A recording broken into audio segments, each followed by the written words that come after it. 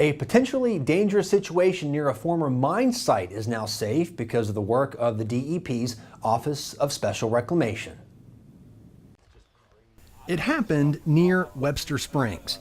The West Virginia State Police became aware of information that some old explosive materials were found in a bunker adjacent to the former Spring Ridge coal mine.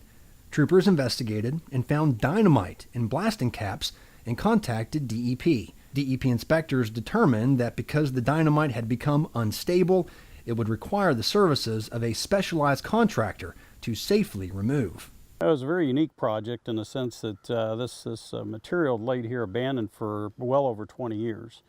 And the storage facility that was in was certainly not one that met the codes that are out today for safe storage and proper storage.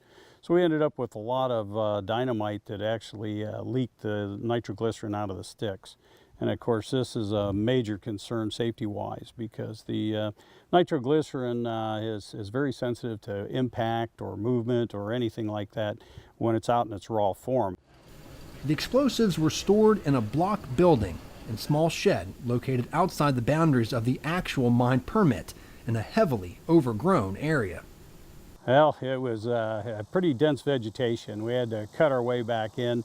We were working with the state police. They were the ones that first found the material.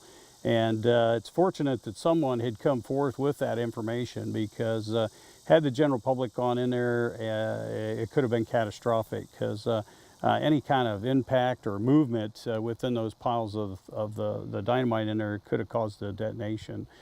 State police secured the area so the contractor, RAM Explosive Technology Services, could begin work on the site.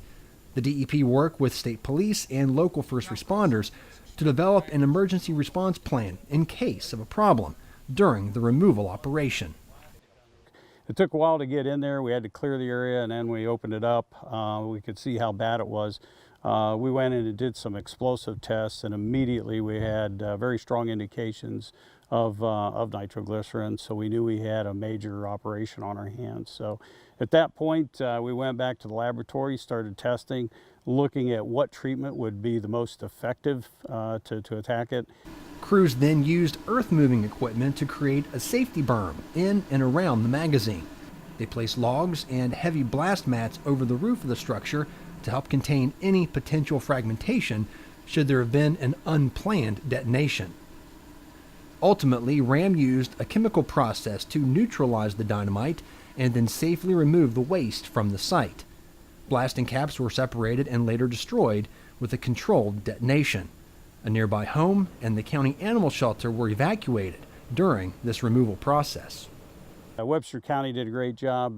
There was a lot of people that stepped up to help with the animal shelter to take the dogs temporarily for a while. We're glad that everything went well and you know, special thanks to the state police and DEP. We had a lot of support, you know, making the operation successful despite the weather and all that, but they did a great job. Sergeant Murphy and his team and the whole DEP crew. We had several groups involved. Reclamation and Office of Explosives and Blasting as well, that you know, help support us get this thing knocked out as quick as possible. You know, obviously everybody's primary interest was public safety and getting this thing resolved. Robert McClure says explosives are nothing to fool around with and that could cause serious injury or death with improper handling, especially as in this case where they've become unstable due to age and exposure to the elements. He says if you ever run across any, you should clear the area and call 911 and leave removal to the professionals.